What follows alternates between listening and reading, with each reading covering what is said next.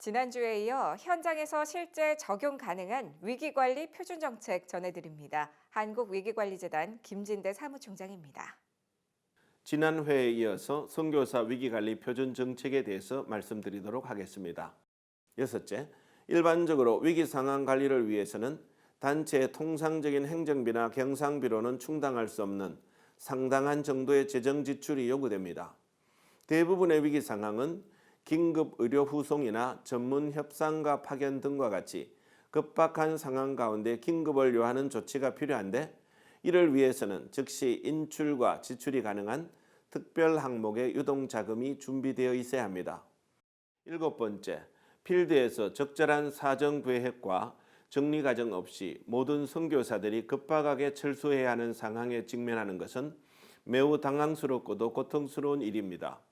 경험 많은 국제단체들은 필드로부터의 긴박한 대규모 철수 사태가 가장 고통스러운 후유증과 여파를 남기는 위기 유형으로 분류하고 있습니다.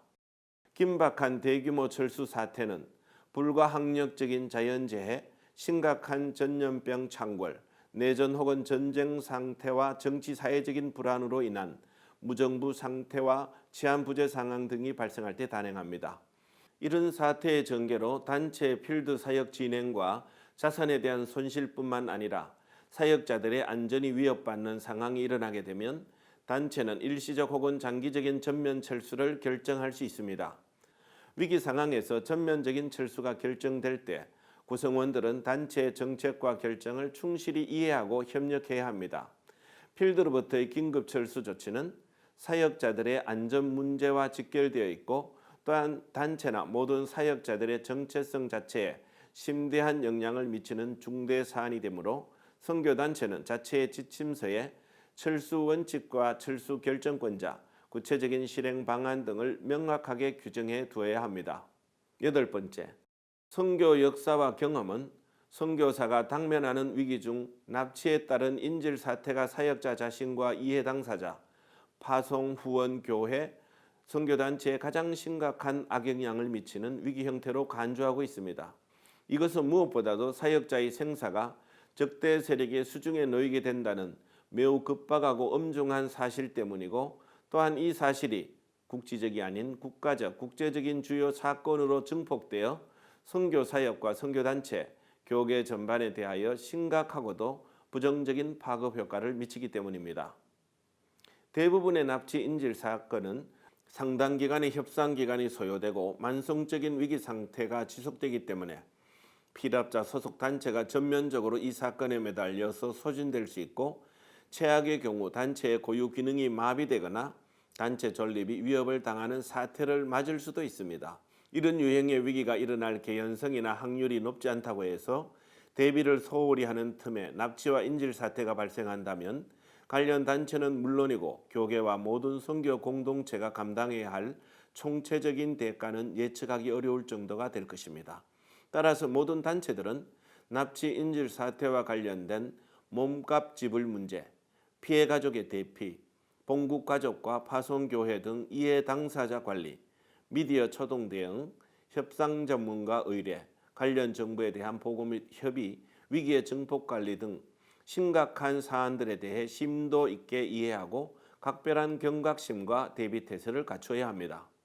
아홉 번째, 가능한 가장 빠른 시간 안에 필드의 위기 발생 상황과 관련된 모든 정보와 제안들을 단체의 위기관리팀이 관리하고 통제하도록 하는 것이 정보관리 정책의 핵심입니다. 따라서 단체 모든 구성원은 위기 사태와 관련된 정보나 제안, 해결 방안 등에 대해 외부의 누구에게도 임의로 발설해서는 안 됩니다.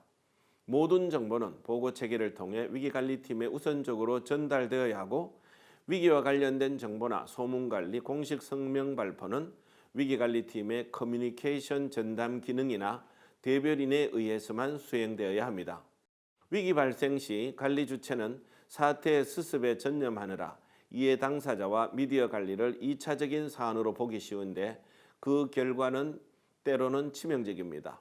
부정확하거나 잘못된 정보가 유포됨으로 말미암아 정작 본래 위기 사태보다 더 심각한 제2, 제3의 위기로 증폭된 수많은 사례들이 있습니다. 따라서 위기 발생 시 관련 정보들을 적절하게 관리하는 것은 위기 사태 자체를 관리하는 것 못지않게 중요합니다.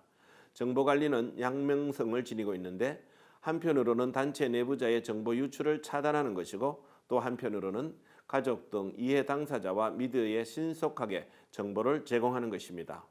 10번째, 위기로 인한 정신적 외상을 경험한 당사자들이 적절하게 후속적인 관리를 받지 못한다면 그 후유증으로 인하여 고통을 받고 파괴적인 결말로 갈 수도 있습니다. 따라서 단체 책임자들은 외형적 위기 상황의 종결이 위기 관리의 끝이 아니라 후속적인 멤버 케어까지 진행되어야 함을 이해하고 주도적으로 적절한 대응 조치를 취해야 합니다.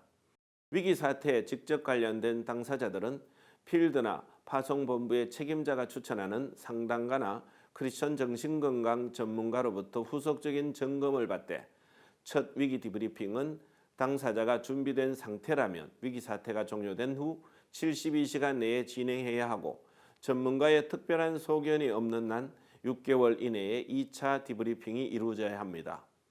위기 디브리핑의 대상자는 직접적인 피해 당사자뿐만 아니라 직계 가족들, 위기관리 팀원들까지 포함시켜야 하고 담당자는 면담 과정에서 당사자에 대한 비밀이 보장됨을 알려야 합니다.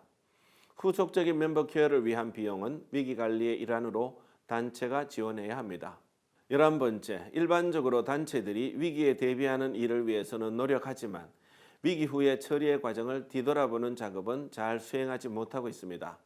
그러나 조직의 미래 대응력을 증진시키기 위해서는 위기관리 과정에 대한 정당하고 적절한 평가 작업이 필수적입니다.